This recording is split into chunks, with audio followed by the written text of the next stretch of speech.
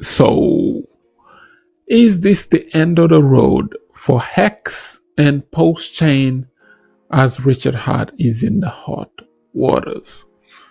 Well, today we gotta talk about it. We also gotta talk some Zen Shiba because Zen Shiba is up. So stick around, stay tuned, like and subscribe. Let's get straight into it. I don't know where to begin with this one, but hey, Richard Hart, the creator of HEX, is facing legal action from the SEC. As you all know, the videos are all over. So it goes way back to 2019, right? Now, look at this this guy.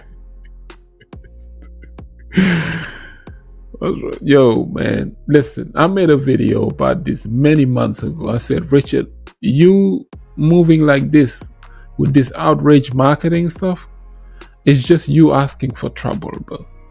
Now, the Instagram stuff does work because, listen, somebody as Andrew Tate, everyone knows who Andrew Tate is. Andrew Tate took this approach that Richard Hart did. He took from Andrew Tate's playbook pretty much. Andrew Tate was a nice, up and coming fighter. And, he got successful doing some kind of businesses, and then boom, he got famous on the internet for telling his telltales. But he did that for years, but no one noticed. So Andrew Tate reinvented himself. He decided to reinvent himself when he said, you know what, I'm going to start driving Lambos and doing all this stuff and showing people how much wealthy I am, and then they can catch on to what is going on. Only then I can use my mind to then educate them. He did it and it worked. So I think Richard Hart kind of took from his playbook to us to say, you know what, in order for me to bring people in now, I got to show them X, Y, and Z, because crypto is associated with stupid stuff like this. Dumb Lambos and all this other stuff. If you remember humble Richard Hart years ago, he didn't like stuff like this. He always said, like, yo, crypto is associated with stupid stuff. Lamborghini is like, that's why we use these terms such as when Lambo, when this and when that. It's just crypto, but crypto is associated with stupid stuff like that. You can tell crypto people are never used to owning money. As soon as we have enough money, you see us driving luxury cars such as Lambos and stuff like that. That's why we say when Lambo, when things like that happen. But it amazes me though how this thing was so sudden, this attack against Richard. This AMM, if you want to talk about, for example, look, the lawsuit alleged that he was doing some market manipulation, recycling ETH, bro. This term, recycling ETH, is like, if you look at the stock market, they actually use these things here, right? Automatic, they call it AMM, automated market maker, price adjustments. They have all these technical terms for it, but it's the same thing. The problem with crypto though is people in crypto tend to use it for the wrong reasons, meaning the founder gets a bit selfish, so he starts to pay himself a little bit more than looking after the market and looking out for his investors. This is why I think the SEC is kind of looking into Richard, because soon as HEX pumped and 10,000X happened, he got too comfortable and he started outrage marketing for PulseChain and PulseX. After the sacrifices, he started dressing a certain way, so they thought, all right, listen, I think he was wash trading, he did X, Y, and Z. But hey, all of that is to be fought in a court of law. The fighting is just the beginning for here, bro, for the HEX community. This is not just the HEX community now. This is a battle for crypto against the higher ups. This is a civil lawsuit. It's not criminal yet. If the DOJ gets involved, then it might get criminal. But for now, it is a civil lawsuit, which means Richard, listen, you got all that money, you got them Louis Vuitton, you've been flaunting stuff now, flaunt some lawyers out of here. I think Garlinghouse and them paid over $50 million in terms of lawyers, depositions, all this other stuff back and forth. This thing lasted 2 years. XRP barely escaped the SEC. I'm telling you, they had them by the neck. But you, Richard, you look a little bit more sketchier than the Ripple guys. Jack Levin said it best, but what Jack Levin said, Jack Levin is the only character that looked Richard Hart straight in the face on camera and said, Richard, you do look like a scammer, okay? You need to chill, bro. Jack said it to Richard many months ago. If you remember that stream, go back and watch it. Jack said it on stream to Richard Hart.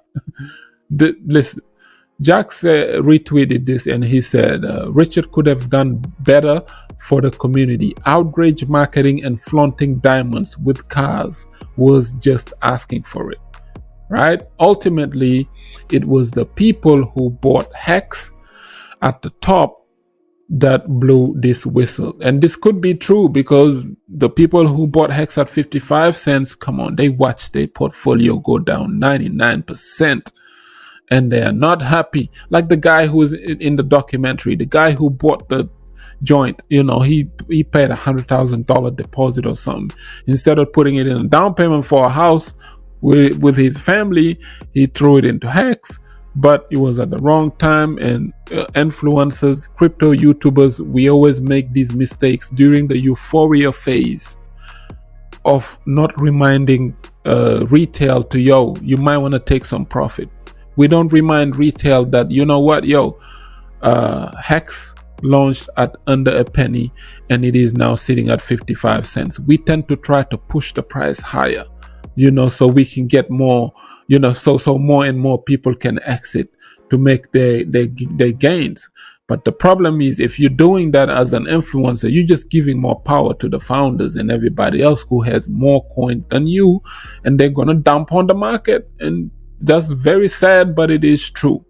So euphoria phase 2025, if it happens, YouTubers need to be careful, it's language, boy. It's language. Like me, back in September of 2021, I remember when Cardano was at all-time high, I started pushing the $10 Cardano, but then I'm like, wait a minute, guys, you might want to take some profit out of here. I keep reminding my OGs, a year ago, we was at 8 cents. Right now, we're sitting at $3. That's 150x. That's a lot of money. It's time to sell.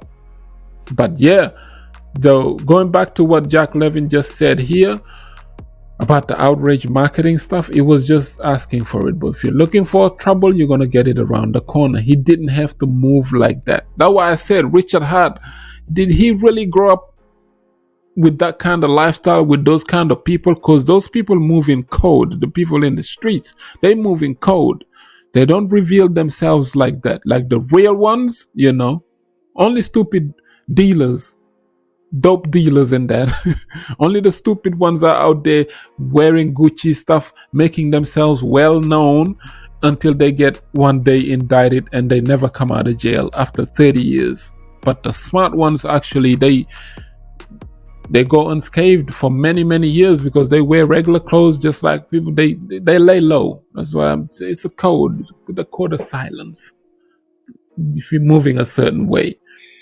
But, he used this AMM, automatic marketing, recycling ETH. Somebody said something to that nature of, Richard has a lot of ETH. He used that to his advantage. And the good thing that he did with that is that he did exactly what he said he was going to do, which is to pump HEX to 10,000x. He did it in his own way, and he did it. That is the reason why I think he may get off with this case.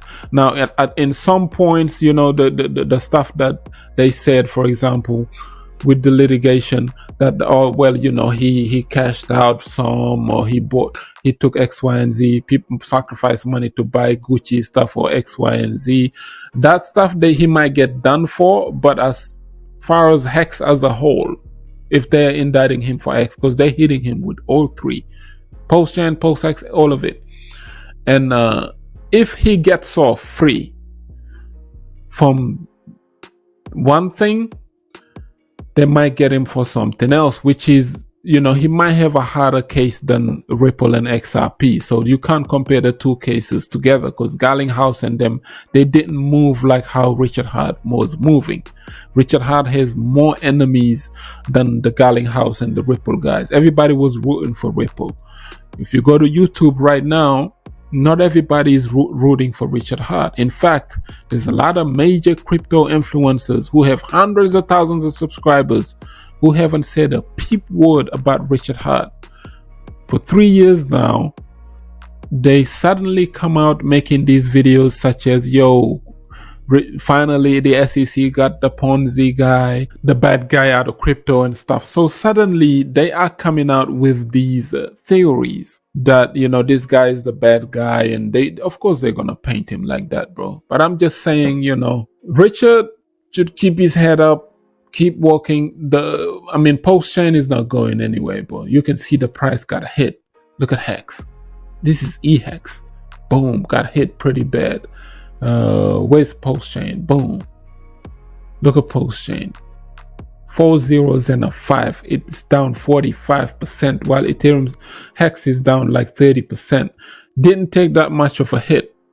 But this, I think it was an orchestrated hit, because they anticipated, August 4th is when the documentary gonna come out.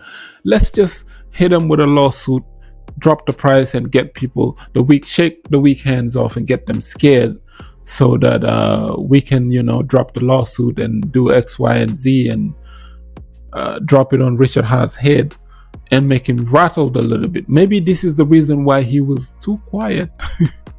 I thought it was Jack Levin. I said maybe he was scared of Jack. Listen. But suddenly he stopped. He changed his Twitter profile to "I'm humble now, Mr. Humble. I don't do outrage marketing anymore." And So for those who were saying, Richard, PulseChain launched, why are you not streaming?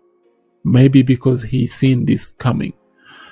Richard, we dropped this project. We've been in your protocol, HEX and stuff, for 2 years. We made enough money. But we're making our own protocol now on PulseChain. Why aren't you retweeting us? Why aren't you supporting us? Well, maybe because he was protecting you. Imagine if he mentioned the projects on PulseChain that was trying to push Richard Hart to promote them, but he didn't say a peep word about them. Maybe low-key, Richard's a smart dude. Maybe he was trying to protect those projects, because if he mentioned them, they might have been named in this lawsuit too, because some of them held sacrifices just like Richard. That's how dangerous these things could be, because everybody's trying to duplicate what he did.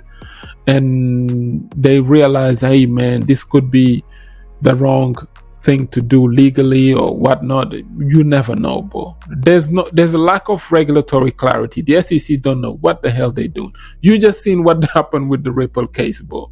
So I think this is going to play out good in Richard Hart's favor and PulseChain and PulseX. I personally don't think he's a scammer. He do have some tendencies though of moving a certain way.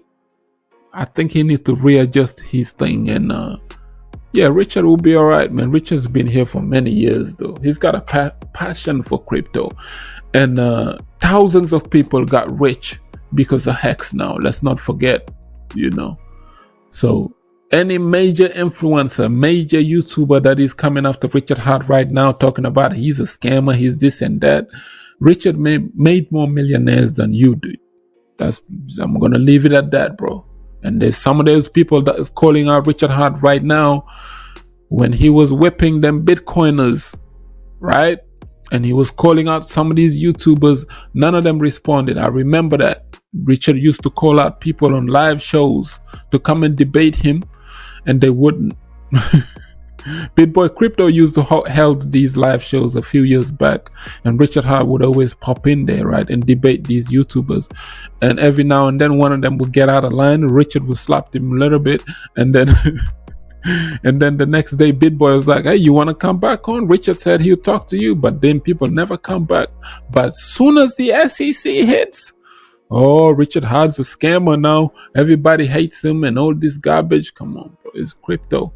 Listen, I like people in the space who say, I'm going to do something, and then they do it. Richard said he was going to do one thing, he did it. 99% of retail, I'm sure these Hexicans who made $1 million, if you ask them, are you happy with the fact that Richard Hart was wash trading, or he was controlling 400 wallets to control the Hex market? The OA owns 90% of the coin. They would tell you, we don't care about none of that stuff. That man said this price was going to pump 10,000x, and he did it. This is retail mindset.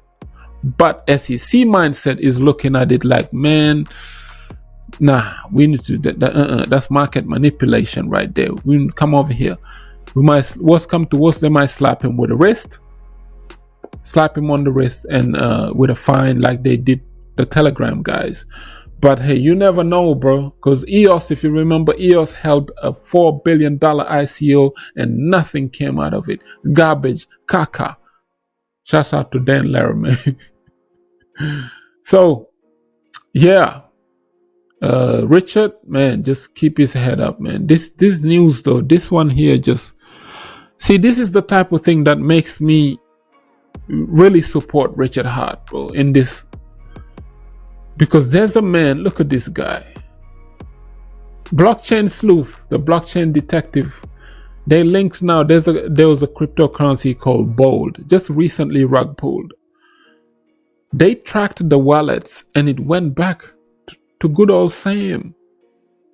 So Sam is still in crypto, manipulating, rug pulling, and scamming people. But somehow Richard Hart is the bad guy. I don't understand this, bro. I don't understand crypto sometimes. Sam just got liberated. He just got freed by the judge because, hey, his parents are millionaires already before crypto. They multi-millionaires. They can afford all the lawyers, bro. If your parents drop $150 million for you to get free, but Sam, the day he got out, they found out he was the one who created the meme coin called Bold on the Base protocol. Coinbase got their own blockchain called Base. So Sam Bankman-Fried is still in crypto, lurking behind the shadows. You people tracking his wallets. He launched this cryptocurrency meme coin called Base, called Bold. It's just to show how bold he is. So he launches it. People go and use it, right? He pulls all the liquidity out and then puts a little bit back in there to leave his trademark on. Same behavior, but with the FTX stuff. This dude is worse than Richard. But somehow Richard is the bad guy here. I tend to not believe that stuff, bro. But yeah, man. Hey, let's move on to Zen Shiba. Look at this. Boom. Zen Shiba's up, I think, 30% or 40%. Look at this wick, massive candle. It went from like 12 cents to 15 cents in a matter of a day. And Matic Zen is up also 3% today because of that. You know, Zen Shiba's been burning significant amount of Zen FTs. And look at the supply of Zen on Matic, 120 trillion. 99 trillion is the actual liquid supply. And they've been burning them now. But hey, man. Zen Shiba, shout out to Zen Shiba, boy. That's all I gotta say. Shout out to Zen Shiba. And Richard Hart, I think something good might come out of this. Let's just see where the documentary ends. And then the weak hands might be shaken out a bit more. And those who truly believe in the PulseChain ecosystem, this could be an opportunity for you to get rich. But this is no financial advice, of course. It's hard out here for the streets.